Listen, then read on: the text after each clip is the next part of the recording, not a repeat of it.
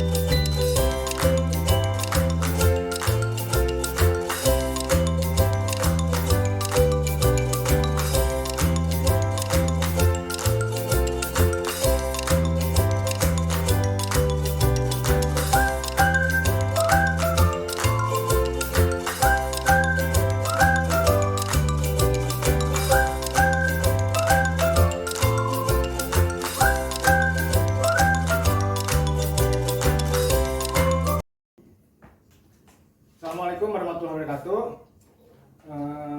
Hari ini saya akan melaksanakan sesi wawancara di mana merupakan tugas CGP modul 3.1 dengan materi dilema etika dan bujukan moral. Bersama saya hari ini Pak Nasrun, SPD, selaku Kepala Sekolah dari Malasari 2. Selamat siang Pak Nasrun. Siang Bapak. Apa kabar? Alhamdulillah baik. Mohon maaf ya apabila saya mengganggu sebentar, sesuai dengan perjanjian kita gitu ya. Saya setelah WhatsApp Pak Nasrun, hari ini kita bisa bertemu dan melaksanakan wawancara. Gimana kabarnya hari ini Pak Nasrun? Alhamdulillah baik. Sekolah di mana? Saya Kepala Sekolah di SDN Malasari 2, Kecamatan Nanggung, Kabupaten Bogor. Nah, selanjutnya, bagaimana selama ini Bapak sebagai selaku Kepala Sekolah mengidentifikasi kasus-kasus yang merupakan dilema etika atau bujukan moral? Kasus-kasus mengenai dilema etika ataupun bujukan moral memang itu cenderung terjadi. Jadi ketika tidak ada kesamaan antara keputusan yang sudah kita ambil dengan kenyataan di lapangan, sehingga perbedaan itu menjadi bahan perbincangan di seluruh unsur di sekolah, ataupun menjadi pembicaraan di kalangan internal sekolah, bahkan bisa di luar sekolah. Untuk itu saya dalam menyikapi hal tersebut, ketika ada hal-hal yang tidak sama antara kenyataan dengan yang seharusnya, saya akan melakukan klarifikasi dan konfirmasi terhadap pihak-pihak yang terlibat di dalam permasalahan tersebut. Sehingga dengan kita konfirmasi atau klarifikasi terhadap permasalahan tersebut kepada pihak-pihak yang terkait di dalam permasalahan itu, sehingga akan terjadi titik terang permasalahan yang terjadi. Sehingga keputusan yang saya ambil nantinya ketika kita sudah konfirmasi dan klarifikasi terhadap pihak-pihak yang terkait akan menghasilkan sebuah keputusan yang memihak kepada semua pihak. Jadi intinya Pak Nasrun untuk mengidentifikasi kasus yang pertama konfirmasi ya. Iya, betul. Nah selanjutnya selama ini bagaimana Bapak selaku Kepala Sekolah di Malasari 2 menjalankan dalam pengambilan keputusan di sekolah yang Bapak pimpin, terutama untuk kasus-kasus di mana ada dua kepentingan yang sama-sama benar atau sama-sama mengandung nilai kebijakan. Bagaimana itu Pak? Untuk pengambilan keputusan terkait dengan hal tersebut, jadi saya lakukan dengan yang pertama adalah pendekatan dengan komunikasi dan koordinasi, karena bagaimanapun seorang pemimpin itu hanya menentukan dan mengambil sebuah keputusan, akan tetapi referensi dan indikator serta pertimbangan yang lain itu tetap kita ambil atau kita gali dari pihak-pihak yang terkait, sehingga pengambilan keputusan ada pada unsur di dalam organisasi, yaitu saya sebagai kepala sekolah, baik itu untuk kepentingan di dalam sekolah maupun di luar sekolah. Jadi sebagai pemimpin ya harus secepatnya mengambil keputusan seperti itu ya. Iya, iya. Dan selanjutnya bagaimana juga langkah-langkah Bapak sebagai pimpinan di sekolah, langkah-langkah atau prosedur seperti apa yang biasa Bapak lakukan selama ini ketika ada kasus-kasus di sekolah tersebut? Jadi yang pertama saya menentukan dulu permasalahan itu atau kasus tersebut ada di bagian mana, atau tepatnya berada di unit kerja apa permasalahan itu. Kemudian saya tetap melakukan koordinasi dan menjalin komunikasi dengan unsur-unsur yang terkait, sehingga dengan meminta pertimbangan ataupun meminta pandangan dari semua unsur yang ada, saya akan mengambil keputusan dengan tepat. Jadi menentukan kasus di setiap unit gitu ya, kemudian melakukan konfirmasi ke orang-orang yang bersangkutan tersebut. Nah, selanjutnya kira-kira hal apa saja yang selama ini Bapak lakukan sebagai kepala sekolah atau pimpinan di sekolah Bapak yang Bapak anggap efektif dalam pengambilan keputusan pada kasus-kasus dilema ITK? Ketika kita sering berkomunikasi dengan baik antara unsur-unsur yang terlibat di dalam permasalahan tersebut, saya yakin dari komunikasi itu akan timbul keberpihakan kita terhadap mereka, sehingga dari informasi yang kita gali akan memperkaya referensi kita dalam menentukan keputusan, terutama untuk kasus dilema etika itu. Jadi sangat menginspirasi sekali ya, pengambilan keputusan yang Bapak ambil gitu ya. Kemudian hal-hal apa saja yang selama ini merupakan tantangan bagi Bapak di sekolah Bapak dalam kasus dilema ITK ini? Ya, tantangannya yang jelas adalah pada tataran menyesuaikan diri ya. Artinya keputusan itu kan kadang-kadang tidak atau keputusan yang diambil itu tidak bisa memuaskan semua pihak atau tidak bisa memuaskan kedua belah pihak. Akan tetapi paling tidak kita bisa meminimalisir dari kekurangan atau kekecewaan dari para pihak yang terlibat dalam permasalahan itu. Ya, setidaknya kita bisa meminimalisir gitu kan? Iya, iya. Selanjutnya kira-kira apakah Bapak sebagai pimpinan memiliki sebuah tata kelola atau jadwal tertentu untuk penyelesaian kasus dilema ITK? Apakah langsung penyelesaian di tempat atau ada jadwal tertentu? Untuk prosedurnya seperti apa biasanya? Untuk jadwal saya pikir nggak ada ya kalau misalkan ada suatu permasalahan. Cuma namun kan kita juga harus tahu juga bahwa setiap ada permasalahan itu lebih baik lebih cepat untuk diselesaikan. Jadi sifatnya hanya insidental aja lah gitu. Ketika ada permasalahan, waktu itu juga harus segera diselesaikan. Jadi jangan berlarut-larut lah permasalahannya. Iya. Karena biasanya karena masalah itu sering datang tidak menentu gitu ya. Jangan berlarut-larut karena akan mengganggu kerja juga gitu ya. Iya. Nah, selanjutnya kira-kira di pengalaman Bapak dalam mengatasi etika ini ya, adakah seseorang atau faktor-faktor apa yang selama ini mempermudah atau membantu Bapak dalam mengambil keputusan dalam kasus dilema etika ini? Untuk seseorang sepertinya tidak ada sih ya. Cuma lebih banyak kepada semua unsur yang terlibat di dalam unsur permasalahan tersebut. Jadi tidak hanya seorang, tapi semua orang yang terlibat di dalam permasalahan itu. Jadi saya yakin dengan makin banyak yang membantu kita untuk memberikan referensi, keputusannya akan semakin lebih baik.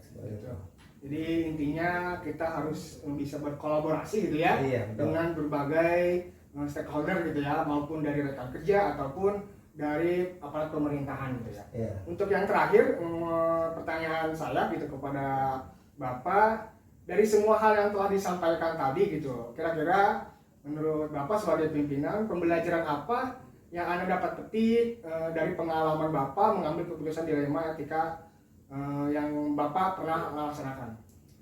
Yang pertama, dari hal yang telah saya sampaikan yang bisa kita ambil pelajaran adalah yang pertama, kita bisa memahami konteks permasalahan. Jadi kita bisa memilih apa sih masalah yang dihadapi, kita bisa memilah-milah. Dan yang kedua, kita harus bisa berkoordinasi dan berkomunikasi dengan warga sekolah atau unsur-unsur yang ada di sekolah. Karena tanpa komunikasi, koordinasi, itu tidak akan bisa mengambil suatu keputusan yang baik. Jadi intinya kita harus bisa berkolaborasi, koordinasi gitu ya dengan semua pihak, apalagi kita sebagai pimpinan di sekolah yang memerlukan keputusan yang cepat dan tepat gitu ya. Ya, kita harus bisa selalu berkoordinasi. Nah mungkin terima kasih banyak Pak atas waktunya gitu ya. Mungkin singkat saja gitu ya. Mungkin dari Bapak pesan apa untuk saya gitu ya ke depan jika saya menjadi pemimpin di sekolah? Mungkin Bapak ada pesan untuk saya? Pesan saya, jadi ketika nanti menjadi pemimpin, tetap berkomunikasi dan berkolaborasi dengan rekan sejawat atau baik itu atasan maupun bawahannya. Kenapa? Karena itu adalah salah satu modal utama untuk kita bisa menjalin hubungan yang baik, yaitu dengan komunikasi yang baik, dengan koordinasi yang baik, sehingga ketika dua hal itu aja kita bisa lakukan, kita bisa menjalankan tugas dengan baik. Ya mungkin terima kasih banyak Pak atas sarannya dan wejangannya. Mudah-mudahan ke depan saya bisa lebih baik kembali. Mudah-mudahan saya menjadi pionir dalam pekerjaan gitu ya. Dan Bapak sangat menginspirasi untuk saya dalam hal pekerjaan gitu ya. Terima kasih banyak atas waktunya. Mudah-mudahan Bapak sehat selalu.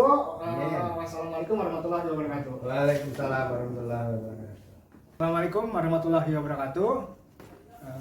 Selamat siang. Saya Ferry Umar Firdaus, CGP Angkatan 8 Kabupaten Bogor, akan wawancara dengan materi dilema etika dan bujukan moral. Bersama saya Bapak Tajudin Irwan selaku Kepala Sekolah SDN Hambaropat. Apa kabar Pak Tajudin? Alhamdulillah baik. Nah, apakah kita sudah lewat WA gitu ya? Kita sudah saling menghubungi. Mudah-mudahan hari ini kita bisa melaksanakan wawancara tersebut ya. Nah, terima kasih atas kesempatannya hari ini. Mungkin langsung saja gitu ya Pak Tajudin ya. Iya, Mungkin dalam hal ini sebagai Bapak sebagai kepala sekolah atau pimpinan di sekolah, bagaimana Bapak dapat mengidentifikasi kasus-kasus yang merupakan dilema etika dan bujukan moral? Ya, kalau menurut saya yang namanya sebagai seorang pemimpin itu pastilah yang namanya pemimpin di sebuah instansi pendidikan itu pasti ada beberapa kasus. Contoh yang disebutkan Pak Ferry tadi bahwa ada kasus dilema etika ataupun bujukan moral. Nah, itu pasti kita hadapi. Nah, kedua kasus tersebut itu harus kita dapat identifikasi dulu. Jadi harus diidentifikasi dulu, terus kita harus menghubungi instansi-instansi terkait atau pihak-pihak terkait untuk mengidentifikasi kasus tersebut. Yang mana dia itu termasuk dilema etika ataupun bujukan moral, sehingga kita itu menjadi salah satu dasar untuk mengambil keputusan. Gitu. Jadi salah satu caranya mengidentifikasi itu mencoba mengklarifikasi gitu ya, ke pihak-pihak terkait. Nah selanjutnya mungkin selama ini Pak Tajudin sebagai pimpinan di SDN Hambaro 4 gitu ya, pernah menjalankan keputusan di sekolah yang Bapak pimpin. Nah, terutama untuk kasus-kasus di mana ada dua kepentingan yang sama-sama benar ya, atau sama-sama mengandung nilai kebajikan. Nah bagaimana tanggapannya? Jadi untuk kasus yang seperti itu kita coba identifikasinya dengan cara misalkan apakah kuesioner kah, apakah membuat daftar kah, gitu kan, untuk mengidentifikasi kasus itu. Kalau misalkan emang syarat-syarat itu terpenuhi, berarti itu masuk dilema etika. Kalau misalkan salah satunya tidak terpenuhi, berarti kasus itu termasuk kasus rujukan moral. Nah jadi cara-caranya adalah mengidentifikasi kasus dulu lah, untuk dasar kita mengambil keputusan, karena supaya tidak melanggar aturan. Jadi semua kasus harus kita identifikasi dahulu ya, supaya ada prosedurnya, SOP-nya seperti itu. Seperti itu kurang. Nah selanjutnya mungkin apa saja sih langkah-langkah Bapak sebagai pimpinan atau prosedur seperti apa yang biasa Bapak lakukan ketika menghadapi dilema etika atau bujukan moral yang Bapak pernah lakukan di sekolah Bapak? Untuk kasus dilema etika, saya akan mempertimbangkan kedua hal tersebut sama-sama benar. Tersebut membenturkan faktor atau apa pihak mana gitu ya. Apakah kepentingan perorangan, apakah banyak orang gitu kan, mengandung nilai-nilai kebenaran atau kesetiaan, rasa adil atau belas kasihan, ataukah berdampak untuk saat ini atau seterusnya. Gitu ya. Mungkin sangat dari apa yang telah Bapak sampaikan sangat menginspirasi sekali gitu ya Pak ya. Karena berbagai macam kasus gitu ya, pasti ada berbagai macam tindakan atau yang harus kita lakukan tanggap cepat gitu ya. Selanjutnya hal-hal apa saja yang selama ini Bapak anggap paling efektif dalam pengambilan keputusan pada kasus-kasus dilema etika yang pernah Bapak hadapi selama ini? Yang paling efektif tadi mengidentifikasi masalah itu, jadi kita tahu akar permasalahannya sehingga kita tidak merugikan seseorang gitu kan. Jadi kita mengambil keputusan itu enak lah ya, jadi salah satu pihak tidak dirugikan dan kita tidak melanggar aturan yang ada. Betul. Jadi itu menurut saya yang paling efektif. Jadi kita harus tahu lah akar permasalahannya dulu. Jadi akar permasalahan dari kedua belah pihak gitu ya. Nah selanjutnya hal-hal apa saja yang selama ini yang merupakan Bapak anggap tantangan nih Bapak sebagai pimpinan dalam menghadapi pengambilan keputusan pada kasus-kasus dilema etika? Kira-kira tantangan apa saja yang pernah Bapak hadapi ini? Ya itu tadi, yang namanya kasus seperti ini tuh kita kalau nggak tahu akar permasalahannya, takutlah ada kekhawatiran ya, ada kekhawatiran ketika kita ngambil keputusan kita itu ternyata merugikan orang. Nah gitu. Terus ada pihak-pihak lain yang merasa nggak enak. Nah itu yang menjadi tantangan untuk kasus-kasus seperti ini. Jadi mungkin apa yang Bapak rasakan mungkin banyak pemimpin juga yang rasakan gitu ya? Mungkin hampir sama lah. Yang namanya pemimpin itu kan pasti ada yang namanya kasus-kasus. Nah itu yang harus kita cari solusi-solusi terbaiknya. Untuk selama ini gitu ya, apakah Bapak sebagai pimpinan mempunyai tata kelola atau jadwal tertentu dalam menyelesaikan sebuah kasus? Apakah hari itu harus selesai? Apakah ada jadwal sudah dilakukan nanti? Apakah harus selesai pada hari itu juga? Nah, bentuk prosedur seperti apa yang Bapak jalankan? Yang jelas kita sebagai pemimpin, kita harapannya sih nggak ada masalah ya. Harapannya nggak ada kasus, terkecuali kita mengetahui ada kasus baik dari guru, siswa ataupun orang tua, yang pasti kita berembuk dulu. Kita musyawarah dulu, cari akar permasalahannya, kita inventarisir permasalahan yang menimbulkan masalah itu, baru kita cari solusi yang terbaik. Jadi inginnya secepatnya langsung selesai gitu ya? Secepatnya. Tanpa berlarut-larut gitu ya? Iya. Ketika ada masalah kita langsung respect, langsung tanggapi. Baik kita ngobrol dengan guru dulu, nah kasusnya apa dulu, kita tanyalah orang-orang atau pihak-pihak yang terkait. Jadi kita tahu dulu masalahnya apa, terus kenapa masalah ini muncul, nah baru kita kan bisa bermusyawarah untuk mencari solusi yang terbaik untuk memecahkan masalah itu. Apalagi kalau kasusnya terkait dengan rekan kerja gitu ya, takutnya mengganggu dalam pekerjaan juga gitu ya. Nah seterusnya kira-kira selama ini adakah faktor seseorang yang mempermudah atau membantu Bapak sebagai pimpinan dalam mengambil keputusan dalam kasus-kasus dilema etika? Kira-kira ada nggak sih seseorang gitu, siapa gitu? Yang jelas sih kalau saya ketika ada muncul masalah seperti ini tetap sih siapapun itulah pihak-pihak terkait yang kita libatkan dalam pemecahan masalah itu mungkin orang-orang yang membantu memecahkan masalah itu. Jadi nggak ada sih spesialis orang-orang tertentu. Yang jelas akar permasalahannya apa, siapa yang terlibat, solusi terbaiknya seperti apa, nah itu kita cari. Jadi nggak ada spesialis khusus si A si B, enggak lagi. Jadi kita harus bisa berkolaborasi gitu. Pertanyaan terakhir nih Pak nih. Dari semua yang telah disampaikan, kira-kira pembelajaran apa yang Bapak dapat petik gitu sebagai pimpinan selama ini, atau pengalaman dalam mengambil keputusan dilema etika gitu. Jadi pembelajaran apa yang Bapak bisa ambil gitu ya? Yang jelas emang seorang pemimpin harus punya berbagai macam kompetensi sih. Yang pasti kompetensi sosialnya harus punya, kompetensi manajemennya, kewirausahaannya. Nah itu yang jelas kita kompetensi sosial dalam hal ini perlulah pendekatan ke orang-orang tertentu untuk menyelesaikan masalah-masalah seperti ini. Jadi kompetensi sosial yang harus kita miliki itu tetap. Nah itu mungkin. Nah pesan terakhir ya untuk saya ya, jikalau saya menjadi pemimpin seperti Bapak gitu ya, ada tips, trik dan saran gitu ya untuk saya secara pribadi dari Bapak gitu ya, kira-kira menjadi pemimpin yang baik dalam menghadapi dilema etika atau bujukan modal itu seperti apa?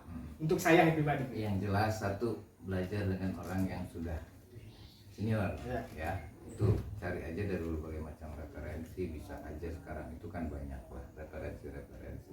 Kompetensi kepala sekolah itu apa saja. Kita pelajari itu, sama-sama belajar lah Pak ya. Sekarang mah banyak media-media yang bisa kita sebagai referensi kita, baik tutor sebaya kah, ke kepala sekolah yang sudah senior kah, trik-triknya seperti itu kalau saya. Terus mencari sendiri juga di medsos, di internet, banyak kok sekarang referensi-referensi untuk menunjang ke arah sana. Sekali lagi saya ucapkan terima kasih banyak. Sama-sama sudah Pak menjadi. Iya, terima kasih banyak. Sukses lulus juga. Amin. Mudah-mudahan. Terima kasih atas supportnya, atas waktunya, atas sarannya gitu ya.